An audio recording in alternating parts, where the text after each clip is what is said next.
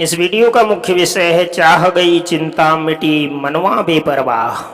इस पर महर्षि में ही परमहंस जी महाराज अपने सत्संग के द्वारा समझाते हैं।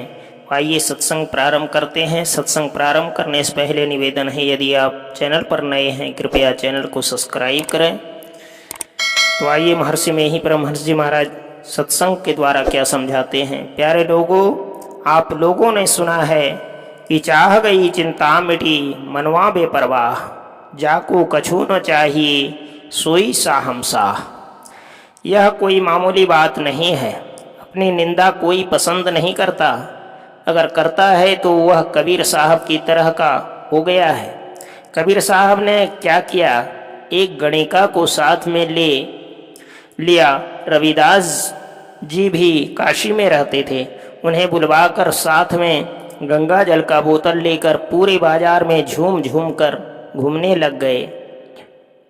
उसी समय से यह कहावत प्रचलित है, सुन ले रे भैया मोर कबीर। कबीर साहब एक राजा के यहाँ चले गए। वह उनका शिष्य था, वह भी देखकर चकित रह गया। कबीर साहब अपने मन से बैठ गए, फिर उठ गए, बोतल का पानी अपने पैर पर ढार लिए। राजा ने पूछा, यह क्या कर रहे हैं, ऐसी हालत आपकी क्यों है, जल को पैर पर क्यों ढारे।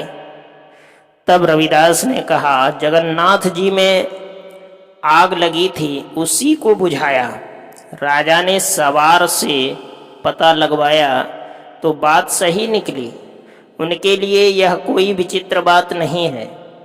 कबीर साहब के लिए कहा जाए तो ऐसे ऊंचे संत थे कि उससे और ऊंचे हो नहीं सकते। इस संत पद से ऊंचा और कोई पद नहीं है। ऐसे जो संत होते हैं वे अपनी निंदा सहते हैं। कबीर साहब थे काशी में, उनके नाम पर एक चौक बना हुआ है, उसमें महंत रहते हैं। इसी तरह गुरु नानक की भी लीला है, अद्भुत सब लीला है। यह कहा जाता है कि जप करो, वाचिक जप करो, उपांशु जप करो, मानस जप करो। मुख से बोल बोल कर जपना वाचिक है, और इतना धीरे धीरे धीरे बोले कि अपने आप ही सुने, यह उपांशु जप है। मन ही मन जपना मानस जप है। मानस जप सब जपों का राजा है। यह एक प्रकार का ध्यान ही है। इसमें जो ध्यान होता है उसके द्वारा ऐसे पदार्थ को पकड़ा जाता है जो संसार में नहीं है। वह है बिंदु, उसका स्थान है पर परिमाण नहीं है। यह केवल यौगिक दृष्टि से देखा जाता है। इसी को दृष्टि योग कहते हैं। इसकी प्राप्ति के लिए खूब मन से ध्यान करो।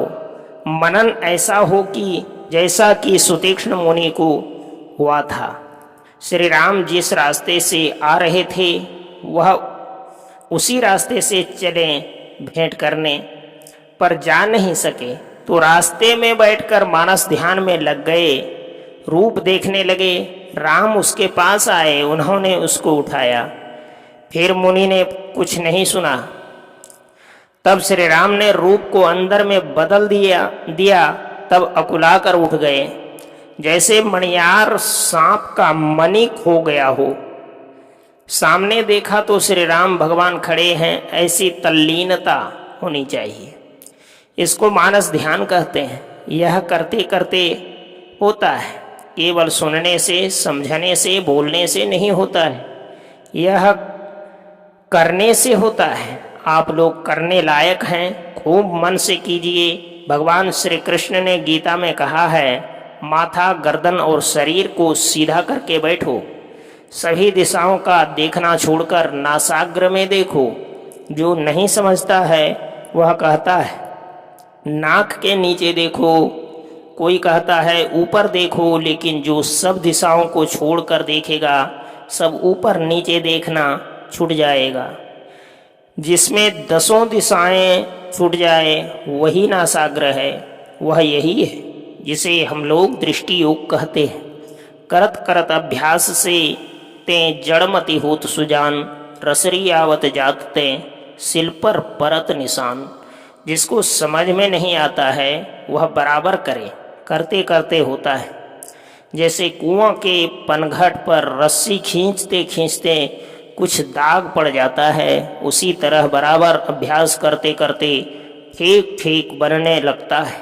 दृष्टि योग करना मुश्किल है, आसान नहीं है। कह देना सरल है पर करना कठिन है। दृष्टि किसी तरफ नहीं जाए, हिले डोले भी नहीं, एक सेकंड भी ध्यान लग जाए तो बहुत अच्छा है। इसे बराबर करते रहना अच्छा है। योग के आरंभ का नाश नहीं होता है, उसका उल्टा परिणाम नहीं होता। योग महाभय से बचा लेता है।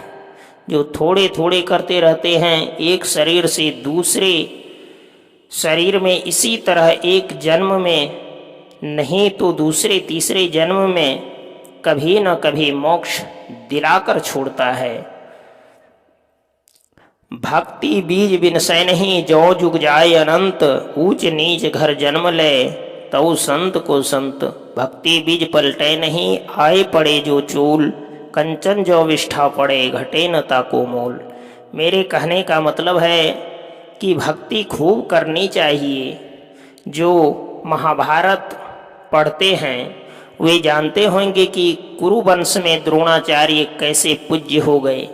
कौरव पांडव दोनों गेंद खेलते थे, खेलते खेलते गेंद कुएं में गिर गया। ये लोग बच्चे थे, निकालने का भी साधन नहीं था। द्रोणाचार्य को देखा तो वे लोग पकड़ कर ले आए। उन्होंने सिक्की का तीर बनाकर गेंद में मारा, गेंद में लगकर सिक्की खड़ी रही, फिर सिक्की के पेंदे में फिर मारा। इसी तरह सिक्की के पेंदे में मारते मारते सिक्की का छोर ऊपर आया तो खींचकर गेंद को बाहर निकाल लिया और बच्चों को दे दिया। बाहर में ही दृष्टि का सिमटाव कितना था कि सिक्की के पेंदे में मार मार कर गेंद को निकाल दिया। वे लोग उन्हें ले गए भीष्म पितामह के पास। भीष्म पितामह ने उन्हें रख लिया बाण विद्या पढ़ाने के लिए। दृष्टि कैसे समेट में आवे सो यह बात समझ लीजिए। बाहर में सिक्की के पेंदे को छेद दिया नहीं करने वाले को सब दिन मुश्किल ही है। करने वाले करते करते कठिन काम कर ही लेते हैं। जिसको आदत हो जाती है उसे बिना किए रहा नहीं जाता है। तो प्रिय दर्शकों, इस सत्संग के द्वारा समझ में आया होगा कि ध्यान साधना कितनी ज़रूरत है।